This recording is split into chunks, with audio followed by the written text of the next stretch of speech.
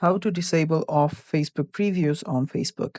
Hello guys, this is Atticus and welcome back to another tutorial video. In today's video, I'll teach you guys how you can disable off Facebook previews on Facebook. So without any further ado, let's dive right into it. The first step is open up your Facebook. Make sure that you're logged in into your account. Then you'll need to head over to the menu option on the bottom right corner. Tap on it. Then you'll need to head over to your settings. Tap on the gear icon on the top right corner. And after you do that, you can then scroll down. Now scroll down until you're on the audience and visibility section. And there you'll need to tap on followers and public content. After you tap on it, scroll down and there you'll find off Facebook previews. Now all you have to do to disable it is toggle this button off.